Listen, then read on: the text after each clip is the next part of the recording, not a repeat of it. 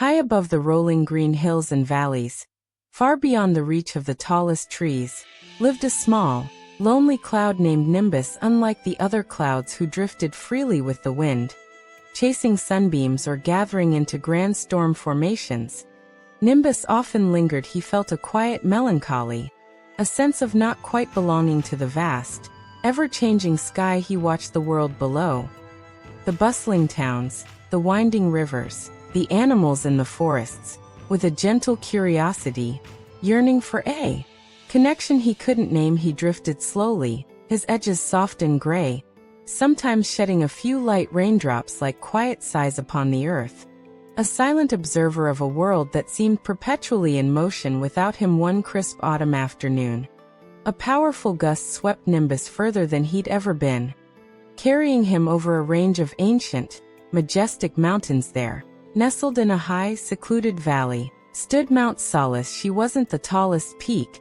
but her presence was profound. Her slopes were cloaked in ancient, wise pines, and her rocky face held a serene stillness that captivated Nimbus. He hovered near her summit, drawn by an inexplicable sense of peace. As days turned into weeks, Nimbus found himself returning again, and again he would drape himself gently over Solace's shoulders like a soft, cool shawl, offering shade to her mossy rocks in return. Solace's steady, silent strength seemed to anchor Nimbus, giving him a sense of place he'd never known. He whispered secrets of the distant oceans to her, and she held his moisture safe within her soil and streams. Their friendship deepened with the turning seasons. Nimbus learned the language of Solace, a euro, the sigh of the wind through her pines, the chuckle of snowmelt cascading down her crevices. He sheltered delicate alpine flowers from harsh sun with his body, and Solace, in turn, released warm earth-scented breezes that lifted Nimbus gently when he grew too heavy with rain.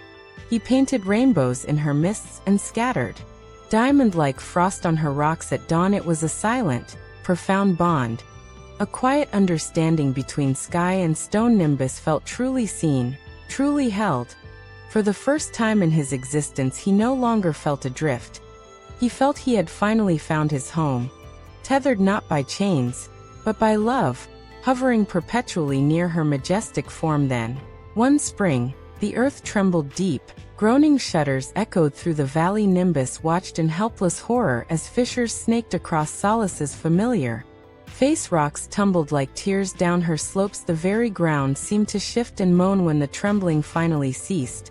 Mount Solace was irrevocably changed. A massive section of her beloved peak had collapsed, leaving a raw, jagged scar. The familiar contours Nimbus knew so well, the sheltered nooks where he nestled, were gone, buried under a landslide of gray rubble. The mountain's silent strength felt fractured, diminished. The heart of their valley was wounded. A profound silence fell, heavier than any fog Nimbus had ever formed, pressing down on the devastated landscape. The other clouds, sensing the shift, urged Nimbus onward. Come, Nimbus, they whispered on the breeze. The sky calls, new horizons await. You cannot linger here forever. But Nimbus couldn't move. The thought of leaving the shattered remains of Solace felt like tearing his very essence apart. He clung to the air above the scarred valley, a persistent, mournful gray veil against the blue. He refused to drift with the wind. He became the cloud that Wouldnt let go. Day after day, night after night, he hovered, dimming the sun over the wreckage. He wept gentle, constant rain onto the raw earth, his sorrow soaking the ground where his friend once stood so proudly. A silent vigil of grief suspended in the sky. Nimbus wept for weeks. His tears weren't the fierce downpour of a storm, but a deep, unending drizzle that seeped into the broken ground. He wept for the lost contours, the sheltered nooks, the silent strength that had anchored him. His grief was a tangible thing, a thick, damp mist filling the valley, obscuring the harsh edges of the landslide. The world below seemed muted under his sorrow. Animals stayed in their burrows, the streams ran high and muddy with his tears. He dimmed the stars at night and shrouded the moon. Lost in a fog of despair that mirrored the devastation on the earth, he became a permanent, sorrowful fixture in the sky above the ruins, a monument to loss. Then one morning, a shaft of sunlight, persistent and warm, broke through Nimbus' gloom. It fell upon the scarred slope, where Solace had fallen, and there, amidst the mud and rock, Nimbus saw something miraculous. Tiny, vibrant green shoots were pushing bravely through the damp earth, nourished by his tears. Delicate wildflowers, seeds long buried or carried by the wind, unfurled their petals, finding life in the very ground his sorrow had softened. Moss began to creep over the raw stones. A small stream, fed by his constant rain, chuckled where only silence had been. He realized his tears weren't just marking an end.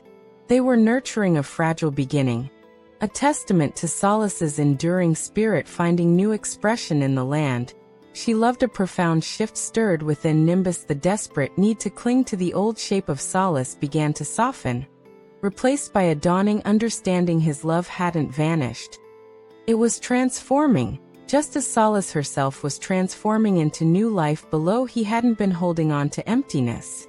He'd been watering the seeds of her memory. Taking a deep breath that shimmered through his form, Nimbus finally allowed the wind to gently stir him. He lifted, lighter than he'd felt in months. As he rose, the sun caught his trailing edges, painting a breathtaking arc of color across the valley, a magnificent rainbow bridging the scarred earth and the hopeful sky. He drifted higher, looking down not with despair, but with tender guardianship. He would return often, bringing gentle rain to nourish the new growth, casting cooling shade over the healing wound. He knew Solace wasn't truly gone.